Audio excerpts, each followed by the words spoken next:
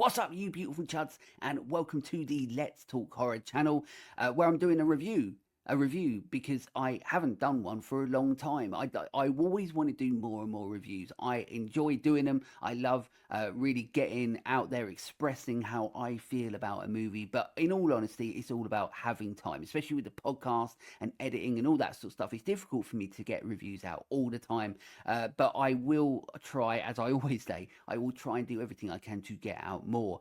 And this movie, the reason that I'm excited about doing this review for this movie is because this movie is absolutely one of those movies that has been very divisive within the horror community or anybody that's watching it. It is also one of those movies that's faced a little bit of controversy, like so many movies at the moment, where it seems to be that the industry is paying influencers money to review movies and praise them and talk about how they're the greatest movies that have ever been made, just so people go and see them, which of course is absolutely fucking wrong and shouldn't be happening, but it does. But this movie, irrelevant of that, because this is a movie that people have seen now, it's interesting to see where people stand. As I said, this movie is very divisive, and also just like horror.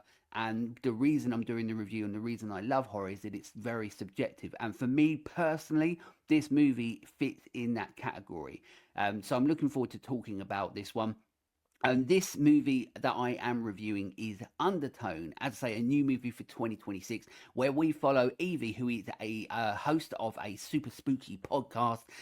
They get sent some disturbing audio files, and when they listen as they progressively go through it, it starts to really parallel Evie's own life and everything that's been happening to her and continues to happen to her. And it really is a movie that pushes her psyche to the limits. It's interesting, right? And do you know what? I watched the trailer for it, and it did exactly what the trailers should be doing. It made me want to watch this movie. So I was very happy that I got the chance to watch the movie. But I'm looking forward to talking about it. But the way that I do these reviews, if you've seen the very few reviews that I get to do anymore, is that I go through my pros, I go through my cons, and I go through my overall thoughts at the end, and anything else that I want to talk about. And the reason I like doing that is because for me, I want to be as honest as I possibly can about the movie, but I want to be as constructive as I possibly can be. So that's why I do it that way. But as well as that, I do want to put out there, as I always do, that there may be spoilers. I'm not somebody that's out there to spoil movies for people, but for me to be able to give you my honest thoughts, I might be talking about moments or events, anything that happens in the movie. I might be talking about those to get across any points that I'm trying to make. But as I always say in these reviews, the points that I'm trying to make you can take it as absolute bullshit, because this is just me giving you my honest opinion about a movie. My opinions aren't your opinions. You should watch this movie irrelevant of what I say, and this movie is a prime example as to why you should do that. And you don't have to care about what I say. I just like putting it out there. But we're going to get straight into my pros, because there's quite a few bits to go through in regards to, like I've already said, what I find interesting about this movie apart from the movie itself. So we're going to get to our pros. So my biggest pro of this movie is one that a lot of people will probably have noticed and take on board, but also it probably isn't the general pro for what from this movie that a lot of people who like this movie are going to take. So for me, the biggest pro for this movie is that this is one that is all in one location. Now, this is also a slow burn horror. This is not, if you're somebody that loves Hollywood horrors that are from the get-go all about ghost ghouls, goblins, guts and gore, then then this one might not be for you. You might still like it, but it's a very slow paced, slow moving horror movie. That is a movie that is all about building tension and dread throughout. And not a lot happens necessarily in this movie that makes you, sort of be like, oh shit, we're going. Apart from when we get to the end, which is what I'll talk about. So it is one of those sort of horror movies that you need to pay attention to. If you don't like that, then you may not potentially like this movie.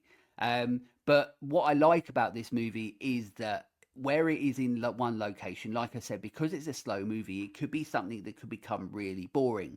But what's great about this movie is the director is taking us on a great aesthetical and technical journey when it comes to filmmaking, when it comes to setting up shots, when it comes to trying to deliver a feeling, an emotional and a comfortable and unsettling feeling through cinematography. That's what he's managing to achieve when it comes to this movie.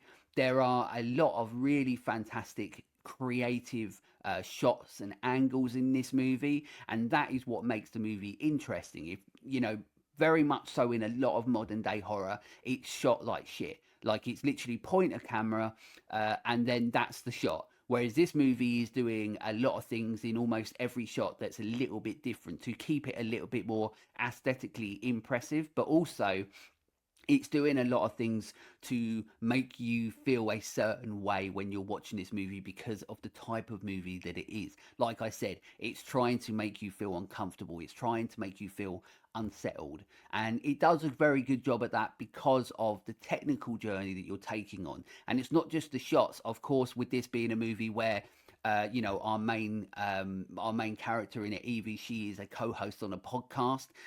The audio side of this, the sound side of this, of course, to horror is always incredibly important. But in this movie, obviously it takes the extra step because it's part of a podcast. So it's very important, and they do a fantastic job. The audio in this movie is absolutely brilliant, and it parallels with the visual side of it as well, really well. Like it doesn't feel off, this movie, when it comes to the filmmaking. It works really well. The editing works with the slow pace as well. They're not doing these, weird quick cuts for no sort of reason. And one of the other things that's very impressive about this is the understanding of how important lighting can be to a movie as well, because there's a lot of light separation in this movie as well. So you might have a character that's sitting, in the forefront of the shot in the light, and then obviously there might be either darkness in the background where the shot has been set up. I'll talk a little bit about that in a second as well, because I'm going to forget what I'm saying now. But then, or you might have a shot that's behind her that's showing the stairs in a different light, or a different shade of light than what's in the forefront. So they play a lot with lighting in this movie, but once again, it's very effective because it's all about trying to deliver a feeling, or trying to help you feel the way that the movie is trying to make you feel. So once again, for me, the biggest part about this is the fact that it's a $500,000 movie. Once again, low budget, that we are getting an independent horror that got a cinema release, that picked up really good reviews. Whether they're paid for or not, I don't really know, but got really good reviews. Continues to get mixed reviews, but once again, I'm going to go into that as to why that may be. Um, but they do a very, very good job when it comes to telling a story aesthetically in this movie, and cinematography wise. They do a fantastic job. So that, to me, as I said, is the standout. Um, the movie really, as I said, is a slow burn, and it really ramps up and continues to ramp up as these sort of movies do with this sort of style and format of horror. The last 10 minutes, now this is going to be like a two-part thing where I'm going to talk about what's good, and then I'm going to go into the same sort of thing but into my cons as well, because the last 10 minutes of this movie is fantastic. We get a load of really cool creative shots with creative angles. There's a moment in the movie right at the end, near the end, where we're like tilted on our side, so to speak. When we're watching the movie, like, it's one of those moments where you want to like tilt your head to see what's going on. The last 10 minutes, when it's really like trying to deliver like the impact of everything that's sort of all come together at the end, is really, really good. But then there is a moment on the last few seconds of the movie, with the last like 10, 15 seconds, 20 seconds, whatever, where it really let that down for me, and I'll talk about that in my cons. And I suppose it's a little bit of a con, it's a little bit of a pro, but once again, the performances in this is good. The person who plays Evie in the movie, she is good in the role, but I also don't think what's interesting. Once again, it's a pro and a con, and I'll talk about it when I get to my cons. Is that it's a performance that's very good and very good for the movie. Could we get more out of it? I'm going to talk a little bit about that as well. So for me, the biggest pros in this movie are actually going to be probably different, like I've said, than what a lot of people, or what I imagine a lot of other people's pros to the movie is, because of the type of movies that they may enjoy from this the horror genre, which, as I said, I'm going to talk about there. But I'm going to go into my cons, the things that I didn't like about the movie. So this movie is just over an hour and a half, like literally just over. And like I mentioned, this is a very slow burn movie, and I love movies that build up the tension and dread. But the only thing with this movie, especially with such a short runtime, I feel like it was always missing the one extra moment. There's a lot of things, and like I said in my pros, there's a lot of fantastic cinematography, a lot of fantastic shots in this movie where they're constantly using wide angle or on anamorphic lenses, and rather than having our character being in the center of the, like I am here, like in the center of it, they're pushing him to the side. They're using the rule of the third, as they call it, in sort of filmmaking, where somebody's to the side. But where they're using wide angle lenses, it means that they're trying to make you feel unsettled and uncomfortable because of everything that's going on behind the person in the shadows. Also, one of the things, once I should have added this into my pros, was even though it's all one location, the location of the house is actually very good, because a lot of the time behind the main character Evie in the shot, if there's a door, the door always has windows, because you're constantly looking outside that door. You're constantly going, well, is something going to appear in that door at some point? Or if it's behind her, there's always something else for you to focus on in this movie, as well as what's going on.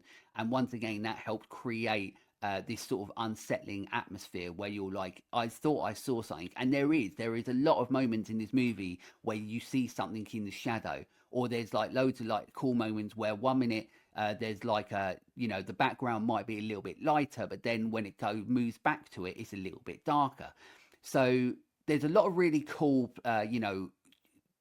filmmaking tricks and so on that they're using. But it felt like, even with all of that, it felt like that we were all getting to a certain point where everything's going to go absolutely mental at the end. We already know that from the type of movie and the type of format this horror is.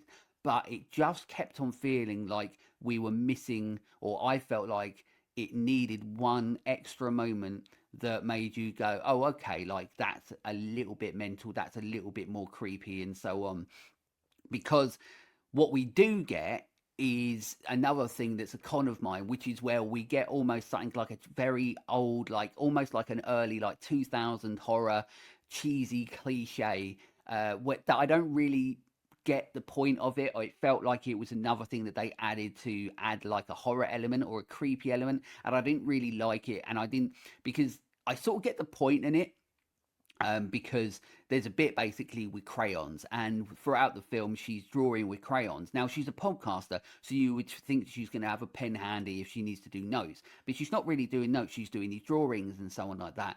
And she finds one in the drawer with crayons who's next to her mum, and it's already got a creepy drawing on it. And then they do the whole horror sort of thing with it, where she's doing the drawings with crayons, and then at the end of the movie, the drawing that she's did, it, once you put it together, it creates a picture of what this demon thing looks like.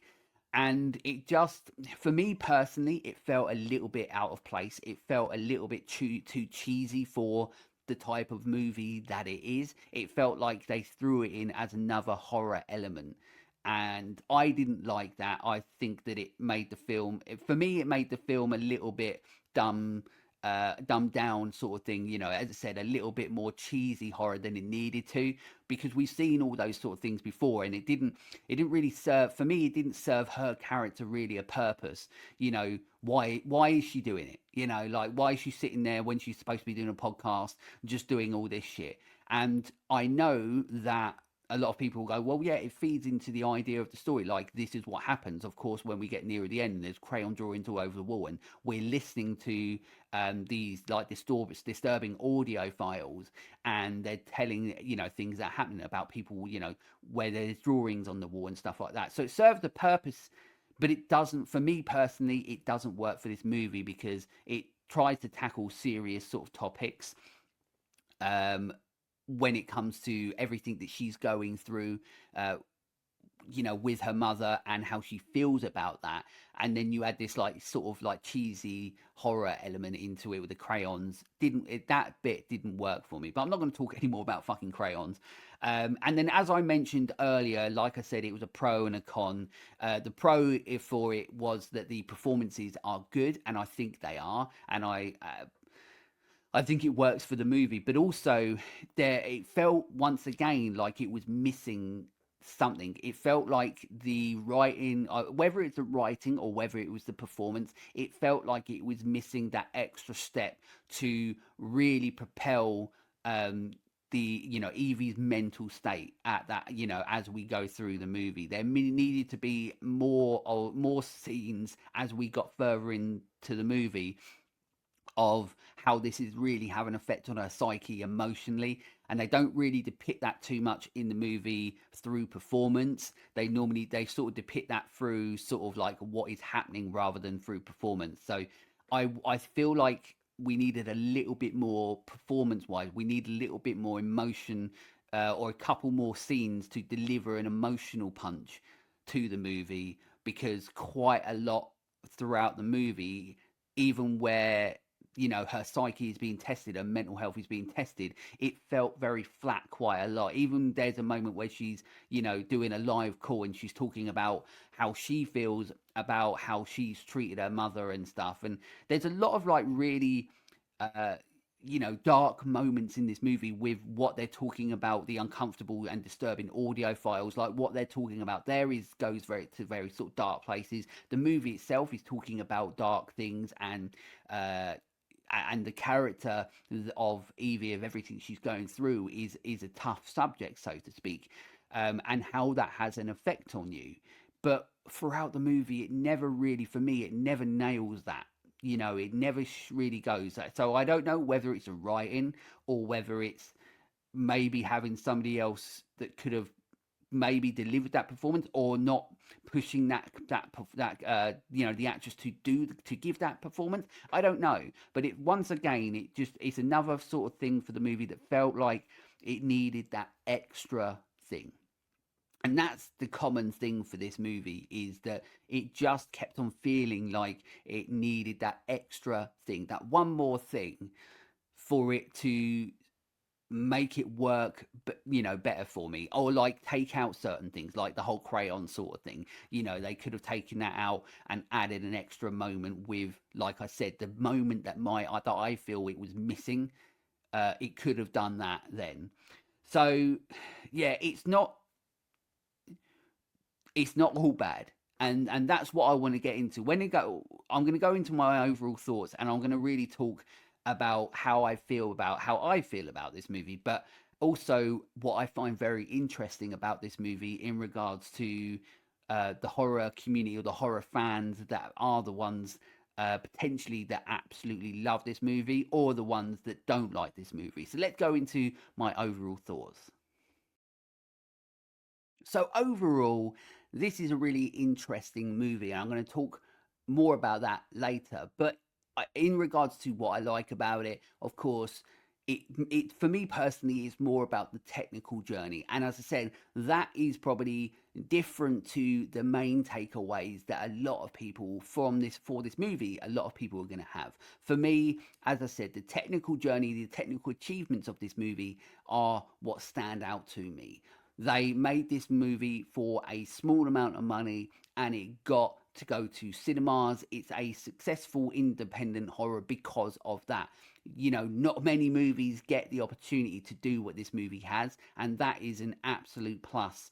And you really get to do that because of obviously the movie and how people feel about it, but also this does not, even though it's once again it's set in one location, it doesn't necessarily feel like a movie that cost that amount of money. It does. I've seen what movies with bigger budgets look way worse than this. So the technical journey and achievement we're on, in regards to the talents of the filmmaker, but also what we see in the actual film and how that's supposed to make us feel, that works very, very well. So kudos to that, because it's that for me is the main achievement.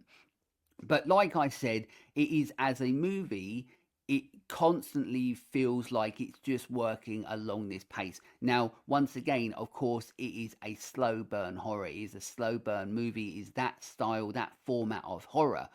But it, once again, like I said, there are things about this movie that felt like it needed that one extra thing to send take it to the next level. Once again, a part of that is through performance, because I think we needed a little bit more, especially as we go through it, dealing with the trauma and the psyche of Evie. I think that that should have come into fruition, and we should have seen more of that on screen. To really deliver the impact and the emotional punch that this movie should have been delivered, especially as we go through it. I just didn't feel that as much, and like I said, I don't know whether that's because of the performance or the writing. I don't know. I don't know whether that wasn't necessarily the focus of what the movie was, and whether it was the technical journey. I don't know, but it felt like it was missing something. As was, I felt like the it was missing, a little bit more. It needed that extra moment for you to really ramp up the tension and dread as we went through it. And I just felt like we didn't get that. And one of the things that I did mention in my pros and forgot to mention in my cons is how much I do not like the last few seconds of the movie. It does a fantastic job. The last, like I said in my pros, the last 10 minutes of the movie are absolutely fantastic, where they are really, like, creatively wise, they're building up the tension, building up the dread. They're doing these awesome camera angles. Like I said, at one point it's on its side and stuff. They're doing all this stuff. They're doing all the right things. But then in the last few seconds of the movie, it cuts to a black screen, and then all we're hearing is what's going on.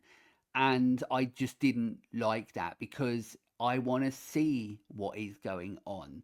And it felt a little bit like either it's the budgetary constraints that they couldn't do what they wanted to, so they were like, this is the way that we still try and deliver some form of impact without showing it, which I really don't like, or they just couldn't think of how to end the movie. I don't know, but for me personally, it didn't work. I didn't like we're just now faded to black, and this is the all we're hearing is the dialogue. Now I do like the fact that we have a proper demonic voice. It's very like demonic, gravelly, low level voice sort of thing, very evil sounding. I like that.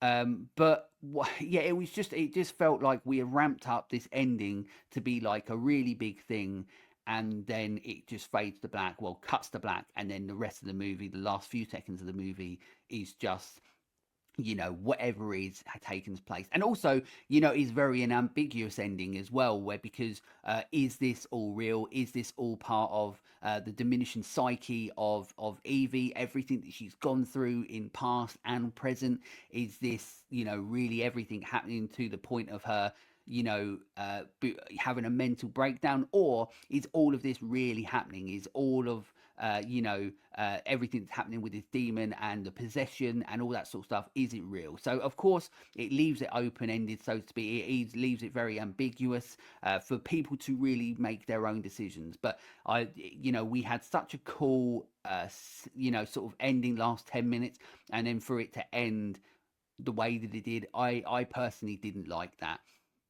So there's a lot of things that I don't like about this movie, and there's a lot of things that I do like about this movie, which is why for me this movie is actually a rarity. Because when I watch movies, most of the time I either really like movies or I don't like movies at all. There's not necessarily always a middle ground for me. And this movie is actually a rarity because it fits right smack bang in the middle for me.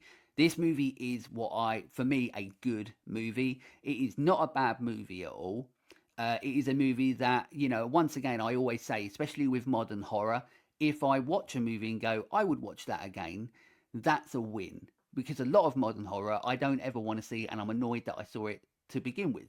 But with this movie, I very much so will watch it again. And also it does have that repeat value, because the way that the shots are, you don't know where they're using these great wide angle or anamorphic lenses, and they're setting up the shots right. You're always looking in the background to see if there's more, see if you missed anything. it does have repeat value because of that, and that is a good thing for the movie because it will keep people going back for more. It'll be people that have seen it, they're going to keep watching it on streaming, or they might buy a physical release. The movie has a lot going for it, but I'm going to talk a little bit about that next as well. But yeah, so for me, this movie is a good movie. It's not a bad movie. It's not a brilliant movie. It is a good movie. But the thing that I find most interesting about this movie is it really shows how horror is for you as an individual to think exactly how you think. And I don't think really there's many other genres that do it as much of this. And what I mean by that is, so this movie is clearly a movie that is what people will consider a scary movie. This is a movie that's made to be a horror movie that delivers the fright and the fear factor. So when you get someone like me who has never been scared by a horror movie, and I wish I would be, but that was never the reason why I watched horror. When I was a kid and I had that VHS tape and I put it in the player, I always knew, and decompartmentalized was a big word in my brain. I knew that what I was putting in there was a movie that people had made. It wasn't real. So what I was watching, I was more so in awe of because of the creativity, the uniqueness, the practical effects, all that sort of stuff. That's my love of horror. It has never been about watching a movie so I get scared or watching a movie that ends up being frightening and scaring me. I've never been that horror fan, and I never have watched movies to be scared.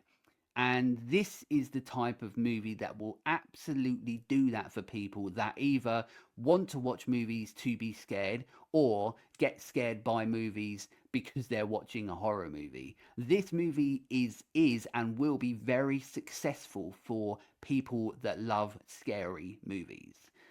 But it's not going to be for people like me where the fear factor, the fear element is taking out because I'm just watching a movie that somebody made. And like I said, and this is a prime example of my case, the takeaway for me is the technical journey that we're taking on and how the film on a technical level is made. That's my takeaway from it. It's not the scariness. It's not the story, the concept, the idea. I think there's more things that fall flat in regards to that respect, or things that they should have done a little bit more. But when it comes to technical journey, they did a fantastic job. So that sort of proves my point in a way of what I'm saying, that this movie will be very successful for people that love scary horror. And that's why this movie is a fantastic example of horror for everyone, or horror for certain groups of horror, of people that love horror and the horror community. There are a lot of people out there that really, really are talking fondly about this movie. Some people are even saying it's one of their favorite horror movies. And the thing is, I can see that. I can see why people would say that because of the journey that we are taking on in regards to the fear element, the fear factor side of horror, how scary this movie can be for people. If you are somebody where that isn't an element for you, like myself, which is sad because I would love that to be an element. I'd love that to be an extra element for me to be able to watch a movie and get scared shitless. But it doesn't. It never has been for me. And it's a shame for me because then it means I can't enjoy horrors like this as much. And then I think more about the technical journey we're on rather than going, oh, that was scary. For me, there isn't scary moments in this movie. There are bits that make you a little bit unsettled and a little bit uncomfortable, and that's a win for this movie. But I can absolutely see why this movie would scare the absolute shit out of people, and why this movie is going to be on people's lists of like scariest movies of the year or favorite movies of the year. If you are somebody where the fear element, the fear factor side of it is, you know, where you are with horror, or why you watch horror, or what happens to you when you watch horror. That's why this film doesn't get me, and that's why this movie, for me personally, is a good movie. But I suppose that means that once again, that's another plus for the movie, right? Is that even though you've taken the fear factor, the fear element away, when I watch this movie, I suppose the fact that I still think it's a good movie goes to show that it's worth a watch.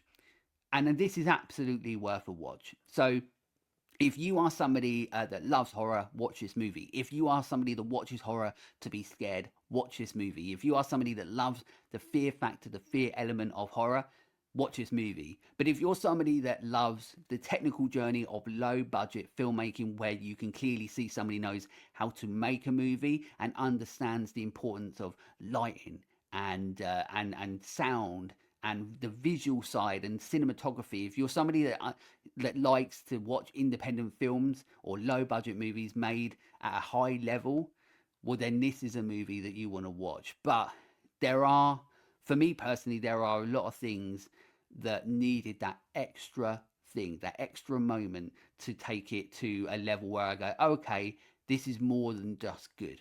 And as I said, this movie for me is right in the middle. But absolutely, you should go and watch this movie because it doesn't matter what I say. I just like to put out there how I feel about whatever movie it is that I watch. So if you get a chance to see Undertone, like I say, irrelevant of what I say, go and watch it. And also, let me know how you feel about it. If you've seen this movie already, then pop it in the comments. Let me know what you think about this movie. What do you think all this movie means? Do you like the ending? Do you not like the ending? I want to know. Let's have a conversation about Undertone because, like I said, it is a very subjective movie, just like this incredibly subjective genre, the most subjective genre I think that there is, and that's why I love it. That's why I keep talking about it. So hopefully I'll have another review soon, but I don't know if I will because I don't do as many as I'd like to. But hopefully you've enjoyed this one if you can, and then whatever. There we go. There's the review. Until next time, stay creepy, fuckers.